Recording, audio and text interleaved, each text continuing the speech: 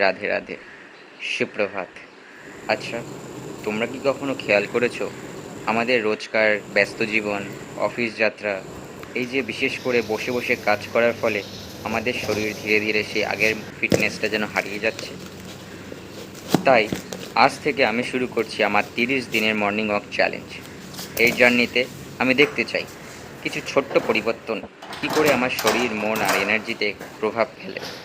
প্রতিদিন আমি শেয়ার করব আমার যেন তুমিও যদি চাও নিজের জীবনে একটু ফিটনেস আর ভালো থাকা ফিরিয়ে আনতে পারো। চলো শুরু হোক আমাদের এই 30 দিনের যাত্রা। আমার ফ্ল্যাট থেকে আধা ঘন্টার দূরত্বেই রয়েছে গঙ্গার ঘাট।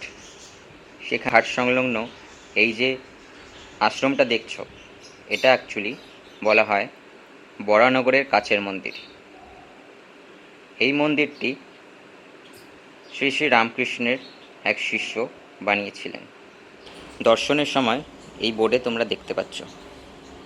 তোমরা যারা বরানগরের আশেপাশে থাকো তারা পারলে একবার এই মন্দিরটি ঘুরে যেও, বেশ শান্ত পরিবেশ। আর হ্যাঁ, মন্দিরের ঘাট থেকে বেলুড় মঠও দেখা যাচ্ছিল, সেটাও আমি আমার ক্যামেরায় বন্দি করলাম। আবহাওয়াটা দারুণ লাগছিল। এখানে আরও একটা জিনিস আছে, এই যে খাঁচায় টিয়া, মুনিয়া এবং আরও অনেক রকমের পাখি রয়েছে। মন্দিরের ভেতরে ঘুরতে ঘুরতে আমি একটা জোড়া শিব মন্দিরও খুঁজে পেলাম, যেখানে দুটি শিব মন্দির পাশাপাশি ছিল।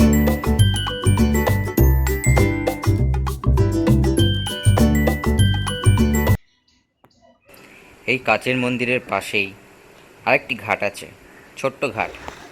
এটাকে স্নান ঘাট বলা হয়। সো আমি একটু বিশ্রাম নেওয়ার জন্য ঘাটে গিয়ে দাঁড়ালাম।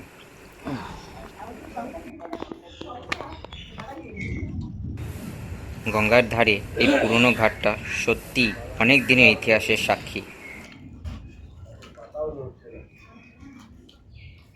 অপূর্ব এই পরিবেশে প্রাণ ভরে নিঃশ্বাস নিলাম আর ফিরে এলাম নিজের ফ্ল্যাটে।